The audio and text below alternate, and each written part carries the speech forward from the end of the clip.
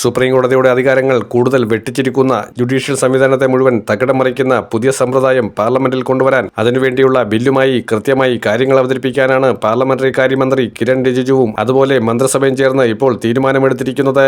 തെരഞ്ഞെടുപ്പ് കമ്മീഷന്റെ കാര്യങ്ങളിൽ അന്തിമ തീരുമാനമെടുക്കേണ്ടത് പാർലമെന്റ് ആയിരിക്കുമെന്ന് പറഞ്ഞുകൊണ്ട് ഒരു ഭേദഗതി കൊണ്ടുവരാൻ കേന്ദ്രം നേരത്തെ തയ്യാറായത് നമുക്കറിയാം. എന്നാൽ അത് ഒരു പടി കൂടി കടന്ന് ഈ രാജ്യത്തെ രാഷ്ട്രപതിയുടെ വിഷയമായിരുന്നാലും ഈ രാജ്യത്തിന്റെ ഭരണഘടനയെ സംബന്ധിക്കുന്ന മൗലികാവകാശങ്ങളുടെ ലംഘനവുമായി ബന്ധപ്പെട്ട വിഷയമായിരുന്നാലും സുപ്രീം കോടതിക്ക് പാർലമെന്റിനെയോ അല്ലെങ്കിൽ എംപിമാരെയോ ശാസിക്കാനുള്ള പരിധിയില്ല എന്ന രീതിയിലേക്ക് BJP നേതൃത്വം പുതിയ അജണ്ടകളുമായി വരികയാണ്. BJPയുടെ അജണ്ടകൾ വലിയ തോതിൽ വർക്കൗട്ടാക്കി അതൊക്കെ കൃത്യമായി ജനങ്ങളെ അടിച്ചേൽപ്പിക്കാനും ജനങ്ങളെ വിഡ്ഢികളാക്കാനും ഇപ്പോൾ BJP സർക്കാർ ശ്രമിച്ചുകൊണ്ടിരിക്കുന്നു. കേന്ദ്രമന്ത്രിസഭയുടെ കാലാവധി 2029 മെയ് മാസം വരെയാണ്. ഈ മന്ത്രിസഭയുടെ കാലാവധി തികയ്ക്കാൻ അനുവദിക്കരുതെന്നും ഭരണഘടനയെ അട്ടിമറിച്ച് തള്ളിയിടാനാണ് അവരുടെ ശ്രമമെന്നും പ്രതിപക്ഷം വളരെ വിശാലമായി തന്നെ ജനങ്ങളുടെ മുൻപാകെ പറഞ്ഞു കഴിഞ്ഞിരിക്കുന്നു.